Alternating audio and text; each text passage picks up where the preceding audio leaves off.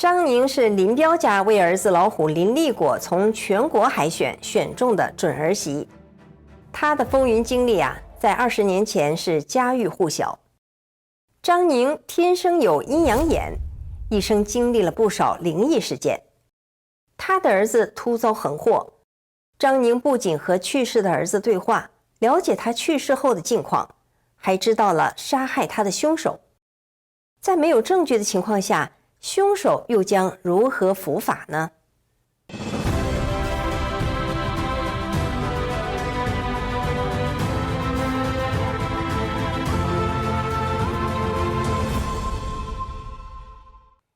据张宁所说，他的一生奇事不断。先是出生的时候，他的母亲梦见白虹入腹。小女婴出生之后很怪异，长了一身的黑毛，像个活脱脱的毛娃娃，人人见了都说是个丑八怪。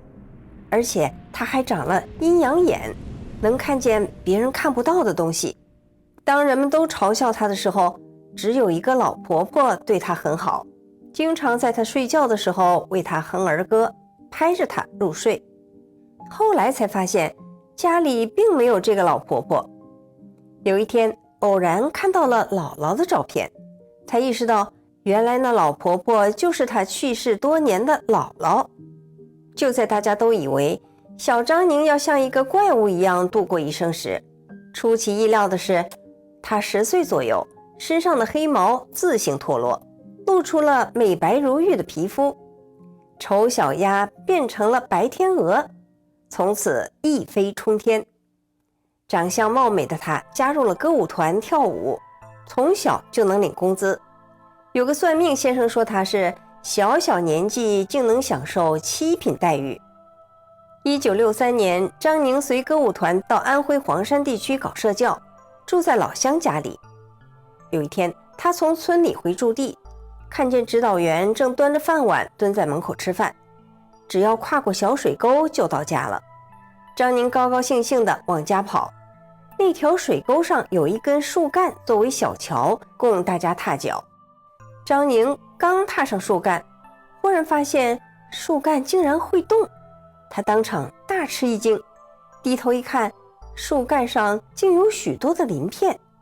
原来那不是树干，而是像一条蛟龙或一条大蛇的身体，两头没入水中，瞬间不见头尾。他顿时吓得尖叫起来。指导员麻利地丢下碗筷，往张宁这边跑。到水沟边看来看去，树干还是树干，哪儿来什么大蛇蛟龙啊？你胡说八道什么呀？张宁被指导员一顿的臭骂，但心里实在冤枉。我又不是白痴，怎么看不出树干和大蛇呢？在一次酒席上，张宁当众说起另一件怪事。有一个很有名的老中医为张宁看病。这位老中医擅长摸骨，能知道人的祸福吉凶，但是呢，他从来不敢乱说。在那个年代搞不好就会给你扣上一个宣传封建迷信的大帽子，让你吃不了兜着走。但是老中医一见到张宁，竟然一改常态，主动请缨为他摸骨。摸来摸去的老中医长叹了一声，你脑袋后面的一块骨头长得不好，还有耳朵生坏了，不然的话你是个正宫娘娘的命。要说张宁的美貌，在当时的歌舞团谁也比不了，甚至还因为这颜值差点引起了外交风波。有一年他随歌舞团出访印尼，印尼总统苏加诺的儿子对他一见生情，向中国使馆求亲，执意要娶张宁。毕竟文艺团是去演出的，不是去和亲的，中使馆谢绝了求亲的要求。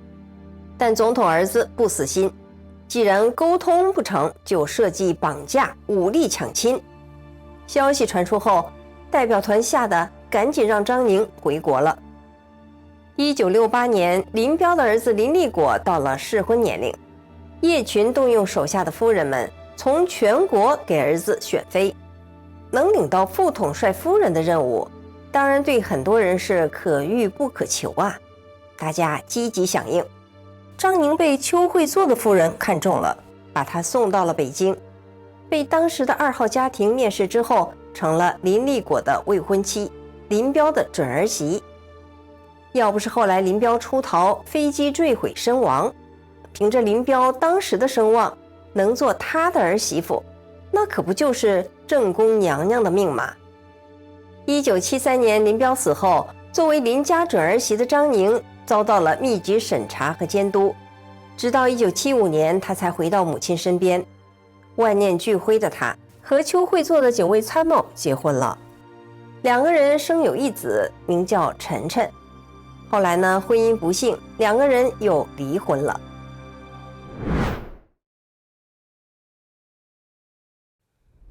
张宁带着儿子回到了南京军区前线歌舞团，母子俩相依为命。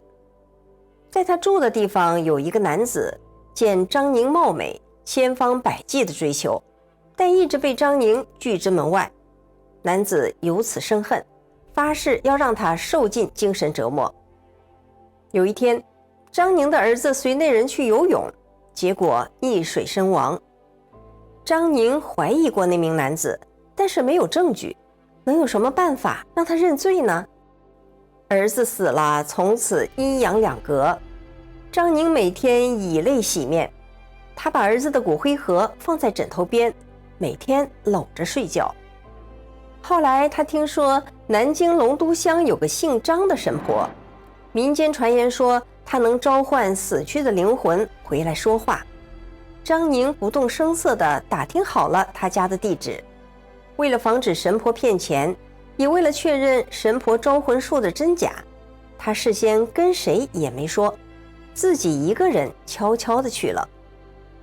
见到张婆本人后，他也没提思念儿子的话，只是说想见一见去世的父亲。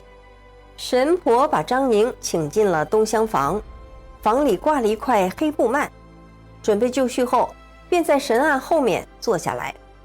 他让张宁站在自己的身后，叮嘱他无论见到什么意外的场面都不要出声。只见神婆盘坐在春凳上，嘴里振振有词。但没过多久，张婆全身颤抖，汗如雨下，竟然噗的一声掉在地上。神婆的老汉赶忙把她扶起来，对着张宁发起火来：都是你们这些人天天来找他，早晚有一天他的老命都得送在你们手上。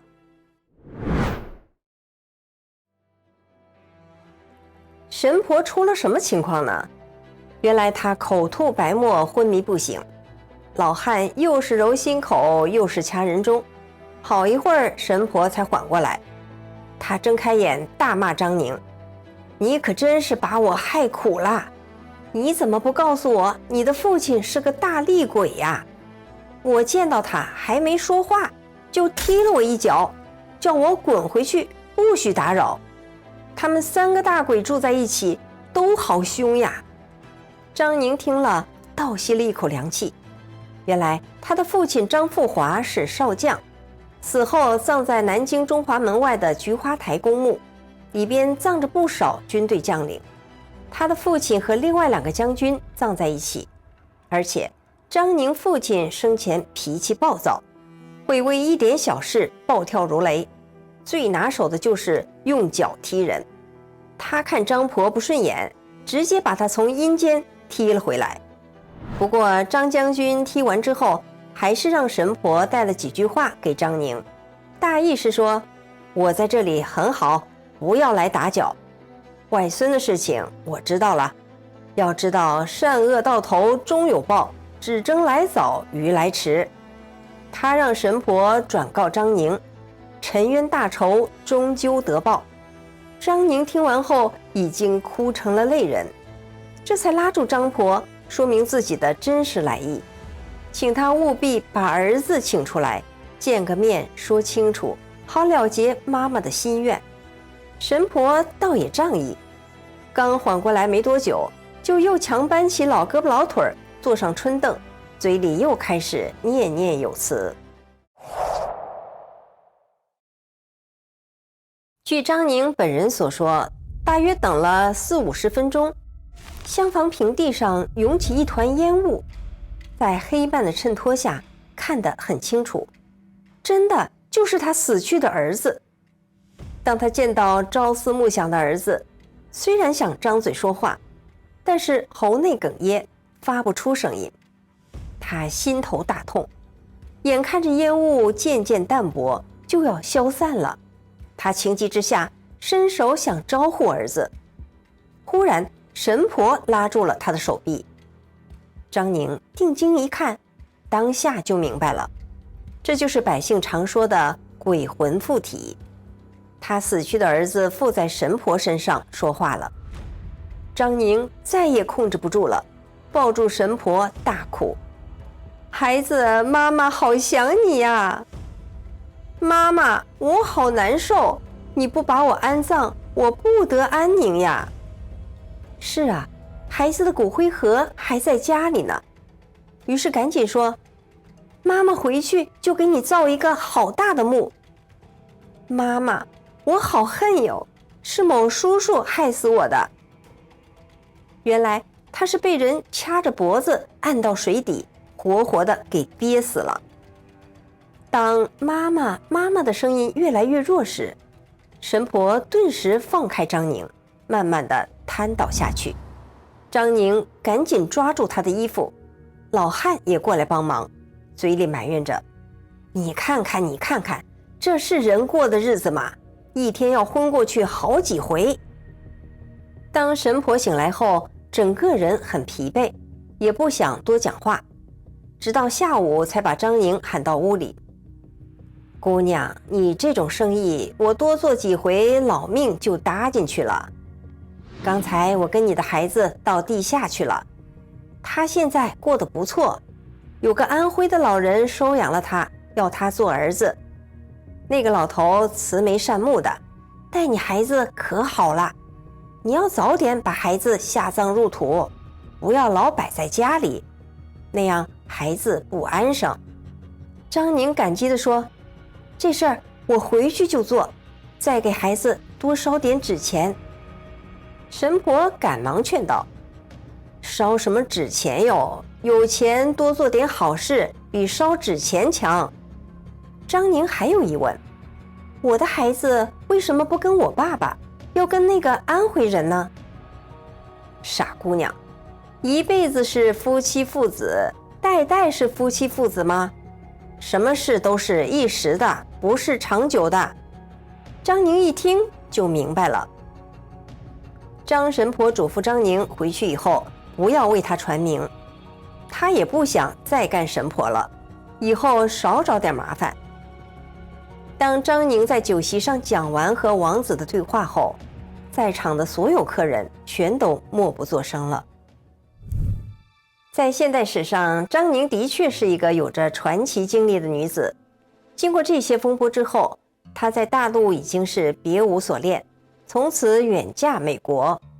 她的丈夫是美籍华人林洛普。说起来呀，这桩婚姻有很多的巧合。除了林洛普与林立果都姓林之外，他们长得也很相像，而且是同年同月生。林赛普当时已经有一子一女，见到张宁就叫妈，没有一点生涩感。后来张宁与林赛普又生了一个儿子，叫林佛心。